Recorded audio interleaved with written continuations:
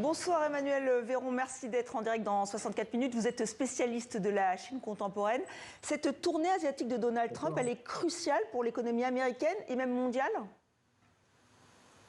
Oui, fondamental. Pourquoi? Parce que, en fait, là, Trump est absolument sur les terres asiatiques, donc du sud-est asiatique, à l'occasion de ce forum, de ce sommet entre les pays d'Asie du Sud-Est et les États-Unis, alors même que c'est dans une sorte d'arrière-cour, c'est dans l'environnement immédiat de la Chine. Et on voit bien depuis 20 à 30 ans maintenant qu'avec l'ouverture, la montée en puissance de la Chine, sa mondialisation, précisément l'Asie du Sud-Est est devenue cette sorte d'arrière-cour avec une industrie chinoise très présente au Vietnam, en Malaisie, en Indonésie, un jeu diplomatique extrêmement présent, etc., etc. Bref, donc en fait, on a derrière ce forum, ce sommet États-Unis-ASEAN, un bras de fer qui est plutôt sino-américain, bien évidemment, qui a un intérêt vis-à-vis des pays d'Asie du Sud-Est, mais c'est une grille de lecture qui doit être placée au niveau d'un bras de fer de la rivalité sino-américaine. Donc un bras de fer, et il y a cette rencontre annoncée entre les deux hommes, Xi Jinping et Donald Trump. Ce sera jeudi lors d'un autre sommet, celui de l'APEC. Comment ça peut se passer? Comment vous voyez cette situation? Alors le sommet de l'APEC, en deux mots, rapidement pour planter le décor, si je puis dire, est à une autre échelle. C'est le sommet économique, le forum économique de l'Asie-Pacifique, c'est-à-dire qu'on a une échelle de l'ensemble de l'océan Pacifique et de l'Asie. Et donc vous retrouvez là-dedans les deux grandes puissances, la Chine et les États-Unis, mais d'autres pays comme le Japon, des pays comme le Canada, des pays d'Amérique latine.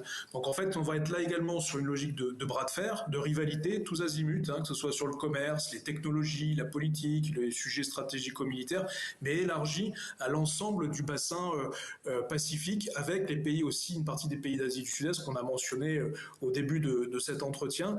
Et on voit bien que ce sommet qui a cette année lieu en Corée du Sud est l'objet de beaucoup de, j'allais dire non pas de doutes, mais d'incertitudes. Notamment, il est possible que d'ici 2 jours, il y ait, ou 3 jours, un revirement et que finalement Xi Jinping refuse ou ne rencontre pas Trump. Tout reste possible. A priori, à ce stade, la brouille des derniers jours, des dernières semaines est en train de non pas se tasser, mais diplomatiquement en train de se régler pour qu'ils se rencontrent. Mais on peut avoir de nouveau des annonces, aussi bien côté Pékin que Washington, de soit d'un côté d'une rehausse des droits de douane, ou côté chinois, des mesures de rétorsion, comme on l'a vu sur les fameuses terres rares qui sont essentielles dans l'industrie avancée, des systèmes militaires ou civils. Effectivement, c'est un point très important, mais il y a eu des annonces là par les Américains, comme quoi il y avait des contrats qui étaient signés, notamment sur les terres rares, sauf erreur de ma part, et le soja.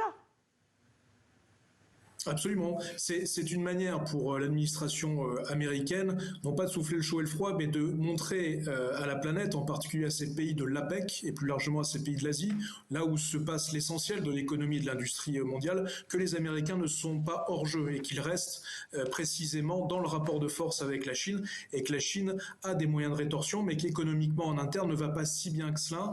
Et donc c'est une capacité pour les États-Unis de chercher à faire plier la Chine.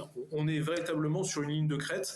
Et finalement, cette ligne de crête, ce bras de fer va durer sans qu'il y ait ni d'un côté ni de l'autre de véritables concessions. Emmanuel Véron.